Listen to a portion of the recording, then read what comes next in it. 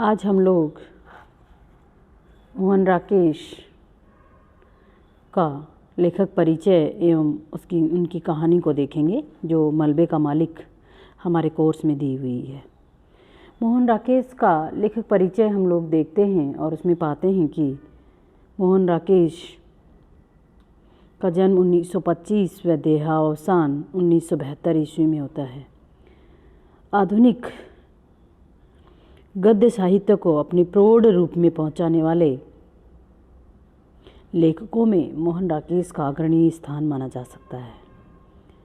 हिंदी गद्य को आधुनिक परिवेश से जोड़ करके और आज के जीवन संवेदनाओं के यथार्थ चित्रण करने वाले मोहन राकेश नई पीढ़ी के साहित्यकारों में अग्रणीय हैं। अर्थात नई कहानी संस्थापकों में उनका स्थान महत्वपूर्ण है और नाटक के नवीन प्रयोगों में भी उनका योगदान बहुत महत्वपूर्ण है। इनका जन्म, जैसा कि मैंने आप लोगों को बताया है, कि 1925 अमृतसर में हुआ और इनके पिता करमचंद गुगलाली पेशे से वकील होते हुए भी साहित्य व संगीत में क्या करते थे, रुचि रखते थे, जिसके कारण स्वाभाविक प्रभाव मोहन राकेश पर भी पड़ता है और वो अपनी शास्त्रीय परीक्षा उत्तीर्ण करने के बाद संस्कृत व हिंदी दोनों विषयों में उन्होंने एमए करते हैं। शिक्षा समाप्त के बाद वो अपना अध्यापन कार्य प्रारंभ करते हैं, जिसमें उन्होंने मुंबई, शिमला, जालंधर व दिल्ली विश्वविद्यालयों में अध्यापन का कार्य किया और फिर अध्यापन करते करते उनको अध्यापक कार्य के प्रति सहजता मालूम नहीं थी, सहजता नहीं लगती थी, इसलिए उन्होंने हिंदी की अनेक पत्र पत्रिकाओं का संपादन करना प्रारंभ कर दिया। नाटक की भाषा पर कार्य करने के लिए इन्होंने नेहरू फेलोशिप इन्हें प्रदान की गई और 1972 में इनका असामयिक निधन हो गया। आधुनिक गद्य लेखकों में नाटककार के रूप में मोहन राकेश एक उत्कृष्ट कोटि के लेखक हैं और नाटकों के साथ साथ उन्होंने उपन्यास, कहानी, निबंध, यात्रा वृत्तांत व आत्मकथा जैसी विधाओं पर भी अपनी लेखनी चलाई है। और लेखनी ही नहीं चलाई, बल्कि यूँ कहें कि समृद्ध साहित्य और सामान्य जीवन से गहरा तादात्म्य स्थापित करने वाला साहित्य उन्होंने हमारे समाज को दिया है। उन्होंने कहानी की पुरानी परिपाटी से उसको हटा करके और नई कहानी को स्थापित करने का प्रयास किया है। उपन्यासकार के रूप में आज निरंतर बदलते हुए जटिल मानव जीवन के द्वंद्वों का सफल चित्रण उन्होंने अपने उपन्यासों में किया है। यात्रा वृत्त नामक गद्यविधा को भी नया रूप व नया धरातल उन्होंने प्रदान किया है। नाटक में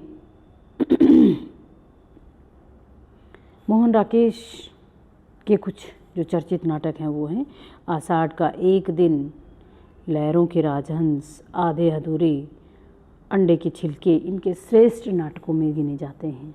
और आधे अधूरे, जो कि इनका लिखा हुआ नाटक है, वो हमारे भारतीय संस्कृति से मिलता जुलता, जो हमारे नगरीय संस्कृति के बीच मानव की खोज का एक गहरा अंकन है। इसके अलावा इनके जो नाटक हैं वो हैं बीज नाटक, मृच्छकटिक, शकुंतला आदि हिंदी रूपांतरित नाटक हैं जो प्रकाशित नहीं हुए हैं। और आधे अधूरे नाटक इनका चर्चित नाटक रहा है और उसमें लेखक ने महानगरीय जीवन बौद्ध शैली को बताने की हमारे सामने कोशिश करी है और उसमें ये खोजने का प्रयास किया है कि मानव अपने ही भीतर क्षमताओं को न पहचान करके और निरंतर दूसरे मानव को खोजने का प्रयास करता रहता है, जो कि महानगरीय संस्कृति पर गहरा प्रभाव डालती हैं। इसके अलावा इनके हैं अंधेरे बंद कमरे में न आने वाला कल, अंतराल, नीली रोशनी की बाहें इनके प्रसिद्ध उपन्यास हैं, और परिवेश और बकलम खुदा इनके प्रसिद्ध निबंध संग्रह हैं। आखिरी चट्टान इनका प्रसिद्ध यात्रा वृत्तांत है। ये तो है इनके साहित्य का संक्षिप्त परिचय कि मोहन राकेश आधुनिक गद्य साहित्य में अपना महत्वपूर्ण स्थान रखते हैं, इसलिए कि उन्होंने कुछ महत्वपूर्ण नाटक भी लिखे, कुछ उपन्यास भी लिखे और निबंध व यात्रा वृत्तांत भी लिखते हैं। हमारे यहाँ जो सिलेबस में आप लोगों के कहानी लगाई हुई है मलबे का मालिक, उस कहानी का संक्षिप्त उद्देश्य हम देखने की कोशिश करेंगे, फिर कहानी को बाद में आगे की क्लास में देखेंगे। मलबे का मालिक कहानी हिंदी की श्रेष्ठ कहानियों में गिनी जाती है। इस कहानी में मोहन राकेश ने भारत विभाजन की पीड़ा को बड़ी मार्मिकता के साथ उभारा है।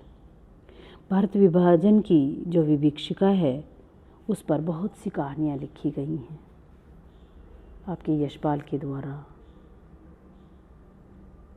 मंटो के द्वारा। इन लेखकों ने भारत विभाजन की जो त्रासदी है उसकी विभीषिका को अपने अपने उपन्यासों में, अपनी अपनी कहानियों में खूब उकेरा है। कृष्णचंद्र आपके हैं।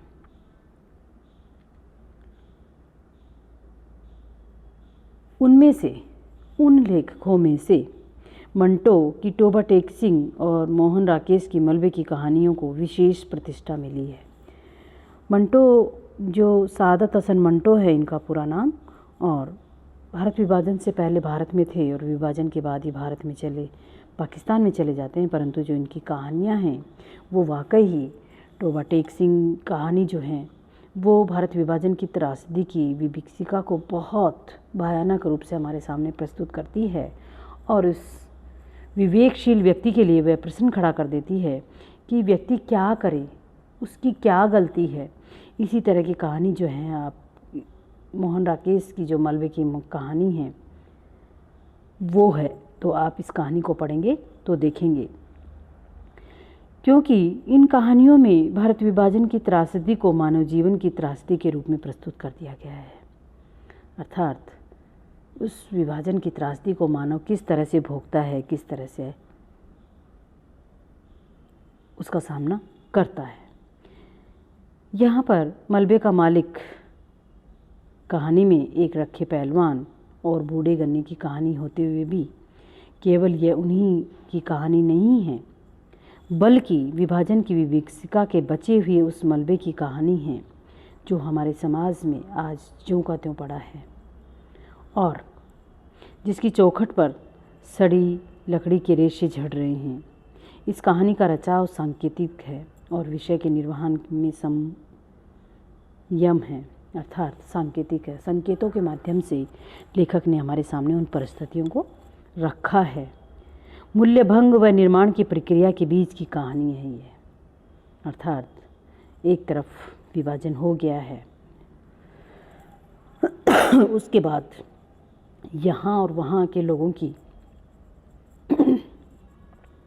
मानसिकता पर किस प्रभाव, यहाँ की परिस्थितियों का प्रभाव पड़ता है, वहाँ की परिस्थितियों का प्रभाव पड़ता है। कहानी में मलबा ही टूटते संबंधों और बिखरते मूल्यों की कहानी सुना देता है। रखे पहलवान की तरह ही हमारे समाज का एक वर्ग आज भी बिखरे मूल्यों के मलबों पर अपनी जागीर समझकर बैठा है, जबकि सच्चाई यह है कि यह मलबा न तो उसका है न गन्नी बूढ़े का। अर्थात जिस मलबे की वह रखवाली कर रहा है वह मलबा ना तो पहलवान का है और ना ही बूढ़े गन्नी बाबा का है, परंतु फिर भी वह इतिहास का हो चुका है। तो इसलिए इस बात को हमें समझ लेना चाहिए। यही इस कहानी का मूल व्यंग्य है, अर्थात जो चला गया और जो व्यतीत हो गया है वो ना हमारा है, ना उनका है, ना अपना है। इसलिए वह समय के साथ गठित हो गया और उस पर अब कोई अपना कोई हक नहीं है। यह कहानी जो है हमें यही सीख देती है। इसलिए इस कहानी में लेखक ने रखे पहलवान के माध्यम से जिस तरह से बैठे बिठाए उस मलबे की रखवाली के लिए वो बैठा रहता है, सोचता रहता है, विचार रहता है, परंतु बूढ़ा गन्नी बाबा जो यहाँ से चला गया है, वह जिसका कि वह सामान सब था पर अपना अधिकार नहीं जता पाता है, परंतु अब उसको अपने होने का भाव उसके मन में निरंतर बना रहता है और वह चाहता है कि ये मेरा है। परंतु इस विभाजन ने जो है उनके मनों को क्या कर दिया है, बांट दिया है। और अब वह दूसरी जगह के हो जाने पर वह उस पर अपना अधिकार नहीं जताता है, परंतु रखे पहलवान यहाँ का व्यक्ति होने के कारण अपने ना होते हुए भी उस पर अपने होने का हक बता रहा है। इसलिए विभाजन जो हुआ उसमें किस तरह से लोगों ने अपनों को खोया, अपनी जगह, अपने मकान, अपनी जायदाद, उसको खोने के साथ साथ कईयों ने अपनों को भी खोया और फिर वहाँ जाने पर उनके साथ वैसी समस्या होना कि वहाँ रहते हुए भी उनकी वो चीज़ें अपनी नहीं हैं। ये तो वो व्यक्ति ही जान सकता है जिसके साथ ये चीज़ें होती हैं। इसलिए लेखक हमारे सामने उस समस्या को रखने की कोशिश कर रहे हैं, उस स्थिति को रखने की कोशिश कर रहे हैं और हमें बताना चाह रहे हैं कि विभाजन तो हो गया है, परंतु अब हमें उन चीज़ों के साथ क्या करने देना चाहिए, सामंजस्य करते हुए उनको अपनाना चाहिए। कुछ भी ताकतों के कारण हुआ तो गलत, परंतु इस गलत के साथ साथ हमें जीने का भाव और अपने होने का एहसास तो दिलाना पड़ेगा ही, व्यक्ति को आगे तो बढ़ना पड़ेगा ही। ये संदेश इस कहानी में लेखक देना चाहते हैं। अब हम लोग कहानी के बारे में उसमें कल से अध्ययन करेंगे।